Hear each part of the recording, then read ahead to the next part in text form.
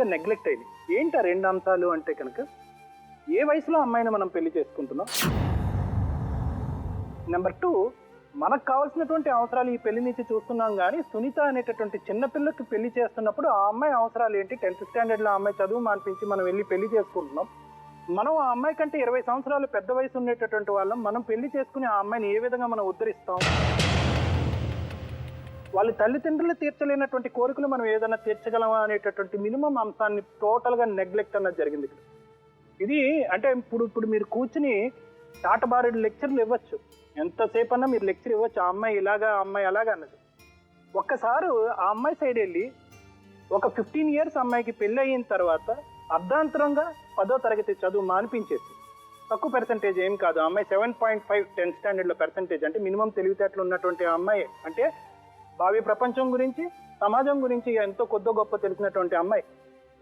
అయితే అటువంటి అమ్మాయిని కేవలం తల్లిదండ్రుల యొక్క సెంటిమెంట్ని ఒక్కటి వాడుకుని, నువ్వు పెళ్లి చేసుకోకపోతే ఇదైపోతుంది అదైపోతుంది, రానున్న రోజుల్లో ఇన్ని అనర్థాలు అయిపోతాయి, మనకు కావాల్సిన వాళ్ళు మనకు దూరం అయిపోతారు అనేటటువంటి కేవలం ఒక బెదిరింపుతో ఆ అమ్మాయి మానసిక పరిస్థితిని దిక్కుతోచని స్థాయికి తీసుకెళ్లిన తర్వాత ఈ పెళ్లి జరిగింది. అటువంటి పరిస్థితుల్లో ఇందాక నుంచి మనం ఒక మాట అంటున్నారు, అంటే మీరు తెలిసి అంటున్నారు తెలియక అంటున్నారు నాకు తెలియదు, కానీ ఈ అమ్మాయి మొండిది అంటున్నారు. మొండితనం అనేటటువంటి ఏ వయసు పిల్లల్లో ఉంటుంది? 15 నుంచి 18 సంవత్సరాల పిల్లల్లో విపరీతమైనటువంటి మొండితనం ఉంటుంది. ఈ డ్రెస్ కావాలంటే ఈ డ్రెస్ కావాలంటారు, ఈ జ్యువెలరీ కొనుక్కోవాలంటే ఈ జ్యువెలరీ కొనుక్కోవాలంటారు, ఈ గాజులు కావాలంటే ఈ గాజులు కూడా.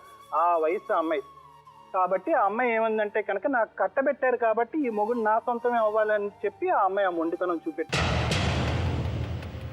ఒక జీవితాన్ని మీరందరూ కలిపి నాశనం చేశారు. సునీత తరపునటువంటి ఉన్నటువంటి తల్లిదండ్రులు, సునీత నువ్వు కూడా ఆ టైం అప్పుడు ఎంతో కొద్దో గొప్ప వ్యవహారం తెలిసినటువంటిది అనేది సమాజం తెలుసు. రెండే ప్రశ్న, నేను పెళ్లి చేసుకుంటున్నాను కదా, ఈ పెళ్లి చేసుకుంటున్నందుకు ఇది ఏంటి కారణం?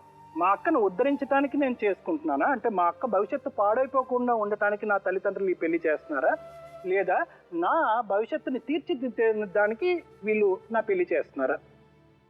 మీ అక్క అంటే నీకు అప్పటికే తెలిసిపోయి ఉంటుంది 80% ఇది నీ భవిష్యత్తు తీర్చిదిద్దేదానికి కాదు, నీ భవిష్యత్తుకి అక్కడ అడ్డుగోడ వేయటానికి జరుగుతున్నటువంటి అంశం, మీ అక్క భవిష్యత్తు నిలబెట్టడానికి జరుగుతున్నటువంటి ప్రధానమైనటువంటి కార్యక్రమంగా నీకు అప్పటికే నీ అవగాహన అన్నది వచ్చి ఉంటుంది. అప్పుడు నువ్వు కథం తొక్కవలసింది, నువ్వు ముందుకు రావాల్సింది, నువ్వు ఎంత చదువుకోవాలన్నది నీ కోరిక ఆశ ఇందాక చెప్పావు కదా, ఆ కోరికలన్నీ చంపుకుని ముందుకు వచ్చావు కదా, కానీ నువ్వు అది చేయలేకపోయావు. అదే అంశం మీ తల్లిదండ్రులు కూడా అసలు చేయలేకపోయారు. కాబట్టి నేనేమనుకుంటున్నానంటే కనుక బుజ్జమ్మని సోమన్ని మనం ఎంతైతే నిందితులుగా మనం ఇక్కడ భావిస్తున్నామో, మీ తల్లిదండ్రులు కూడా ఈక్వల్గా ఇందులో బాధ్యులు, 100% బాధ్యులు. పదే పదే వచ్చి అడిగినా కూడా మేము ఇవ్వలేదు, ఫైనలీ మేము ఇచ్చేసాము మా అమ్మాయిని అంటున్నారు. అంటే ఏంటంటే నా కూతురు నష్టపోయింది అనేటటువంటి అంశానికంటే ఇంత చిన్న వయసులో అంత పెద్ద మనిషికి ఇచ్చి చేసావు, ఆ నిందని మీ తల్లి తొలగించుకునేటటువంటి ప్రయత్నం చేస్తుంది.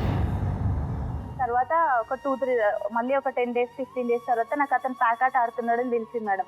అయితే 200 తీసుకొని వచ్చింది ఇంటికి. తెస్తే ఇవి ఎక్కడివి అంటే నీకు ఎందుకు అంటున్నాడు. ఎక్కడి నుంచి వచ్చినాయి చెప్పొచ్చు కదా, శాలరీ తెచ్చి నాకే ఇచ్చేవాడు, శాలరీ అయితే కాదు అది. 200 ఎక్కడి నుంచి వచ్చినాయి అంటే చెప్పాలి. అంటే ఏం పని చేసేవాడు? Driving, car driving. ఎంత శాలరీ? 11,000. 11,000 నీకు ఇచ్చేవాడా?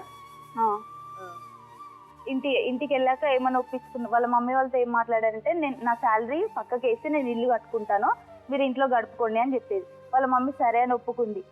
ఒక 1 monthలో ఒక 10 days తింటే ఇంకా మిగతా రోజులన్నీ పస్తులే.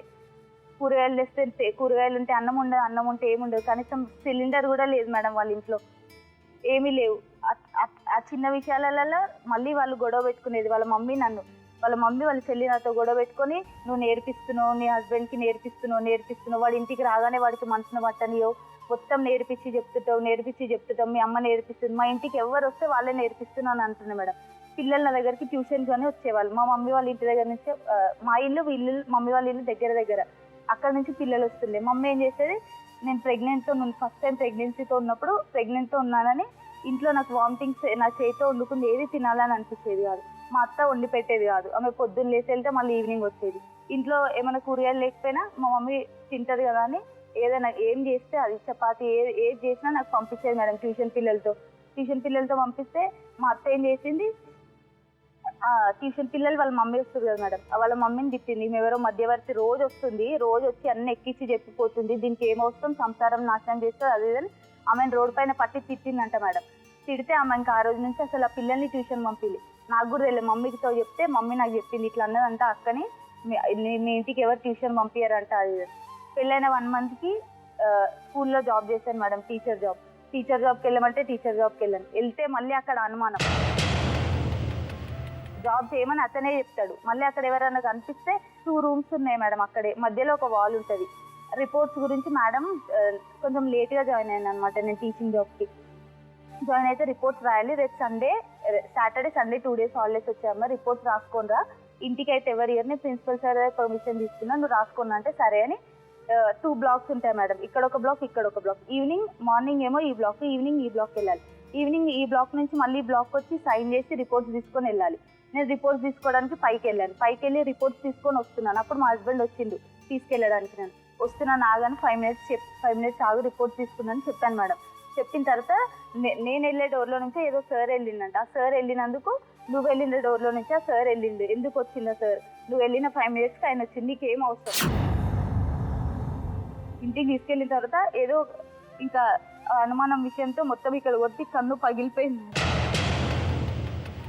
కన్ను పగిలిపోతే నెక్స్ట్ డే రాగి పౌర్ణమి, మా పెద్దమ్మ మా అక్క మా ఇంటికి వచ్చారు మేడం చూడడానికి వస్తే మొత్తం ఇట్లా పట్టి వేసుకుని అసలు ఐ ఓపెన్ చేయడానికి రాలేదు. ఏమైందంటే డోర్ గుద్దుకుంది అని చెప్పినాను మేడం, ఎవ్వరికి నిజం చెప్పలేదు ఇప్పటివరకు కూడా. తర్వాత రాఖీ పౌర్ణమి రోజు ఊరికెళ్ళాం మేడం, ఊరికెళ్ళి 2 days ఉండి మళ్ళీ వచ్చిన తర్వాత వాళ్ళ మమ్మీకి నేను అతను ఇద్దరం బయటికి వెళ్ళడం ఇష్టం ఉండదు. అతను నాతో కొంచెం సేపు మంచిగా ఉంటే వాళ్ళకి నేను నేర్పిస్తున్నాను, నువ్వు ఎప్పుడు నీ పెళ్ళాంతోనే ఉంటావు, నీ పెళ్ళాంని తీసుకెళ్తావు, నీ పెళ్ళాంని తీసుకొస్తావు, మమ్మల్ని చూడవు అని వాళ్ళు. అసలు నా తరఫున నా గురించి ఎవ్వరు రావద్దు మేడం, నేను వాళ్ళు అన్నట్టు పడి సావాలి ఆ ఇంట్లో. వాళ్ళు ఎక్కడ తినమంటే అక్కడ తినాలి, ఏది చేయమంటే అది చేయాలి, వాళ్ళ చెల్లి వాళ్ళ మమ్మీ. అట్లా అయితే వాళ్ళకి అన్ని కరెక్ట్గా ఉంటాయి. నా గురించి ఎవరు వచ్చినా వాళ్ళు ఏమేమి మాట్లాడుతున్నారా, మీరు ఏమేమి అంటున్నారు అన్నీ వచ్చి దగ్గర నిలబడి మరి వాళ్ళ చెల్లి ఉంటుంది మేడం. ఈయన మొత్తం వాళ్ళ మమ్మీకి ఎక్కి చెప్పి మళ్ళీ ఆ విధంగా గొడవ పెడుతుంది నాతోని. ఆ విధంగా గొడవ పెట్టుకుంటే నేను రాఖీ పౌర్ణమి అయిపోయిన తర్వాత ఇట్లనే గొడవ పెట్టుకుంటున్నాడు, నాతో ప్యాకాట ఆడొద్దంటే ఆడుతున్నాడు. ఎప్పుడు చూసినా అనుమానము, కొడుతూనే ఉంటాడు. వాళ్ళ మమ్మీ గురించి వాళ్ళ చెల్లి గురించి అమ్మమ్మ వాళ్ళ ఇంటికి వెళ్ళిపోయాను. అమ్మమ్మ వాళ్ళ ఇంటికి వెళ్ళిపోయి మమ్మీ ఇట్లా చేస్తున్నాడు అని చెప్తే ఇట్లా అంటే కొట్టేది ఏం చెప్పలేదు మేడం. ఇట్లా నన్ను మంచిగా చూస్తలేరు, నాకు అన్నం తినబుద్ధి అయితే లేదు, ఫుల్ వామిటింగ్స్ మేడం. ఏమంటాడు, నీకు ఒకదానికే వామిటింగ్స్ వస్తాయి, ఎవరి లోకంలో కడుపుతో ఉండట్లేదా, నీకే వామిటింగ్స్ వస్తాయి, అంతగానం ఎందుకు వస్తాయి వామిటింగ్స్. ఊరికి వెళ్ళిన తర్వాత నాకు విసుకొచ్చేసి ఇంకా డైవర్స్ తీసుకుందామని అనుకున్నాను. డైవర్స్ తీసుకుందాం. ఎన్ని నెలలకి పెళ్ళైన 5 months. సో మీ ప్రేమలు, మీ పెళ్ళిళ్ళు, పెళ్ళైన 5 monthsకి డైవర్స్ తీసుకున్నామని టాబ్లెట్ వేసుకున్నాను మేడం. అబార్షన్ అయిపోయింది. అబార్షన్ అయినాక మా మమ్మీ వాళ్ళకి కూడా చెప్పాలి కదా అని మా మమ్మీ అతనికి కాల్ చేసి చెప్పింది మేడం ఇట్లా అయిపోయిందని. చెప్తే అతను అన్నాడు, లేదు ఇప్పుడు నాతో మాట్లాడతా అంటే ఒక ద్రోహి వీడు. నువ్వు చాలా గొప్పదానివి, నీకు మీ అమ్మా నాన్నల కంటే నీకు ఎక్కువ తెలివి ఉంది. ఇతని విషయంలో మటుకు నువ్వేమని మోసపోతావు. ఆ బుద్ధి ఏమైంది, ఆ తెలివి ఏమైంది? చేసిందంటే చేసి ఇప్పుడు వాళ్ళంటే అవకాశం ఇచ్చింది నువ్వేం తక్కువ దానివి కాదు కదా. మీ ఇంట్లో సొంత డబ్బులు తీసుకెళ్ళి ఎవరికి ఎలా ఇస్తావు నువ్వు? నీ క్యారెక్టర్ ఏంటి? సొంత తల్లిదండ్రులు మోసం చేసి డబ్బు దోచిపెట్టి ఇచ్చావు కదా అతనికి. నువ్వు దొంగవు కాదు. సొంత కన్నటువంటి తల్లిదండ్రులనే శత్రువులుగా చూపెట్టినటువంటి ప్రేమ నిజంగా అంత గొప్ప ప్రేమ. వీళ్ళ యొక్క అతి తెలివితేటలతోటి ఆ ఆర్య సమాజ్ అనే వ్యవస్థను కూడా వీళ్ళు పొల్యూట్ చేసేసారు, నాశనం చేసేసారు.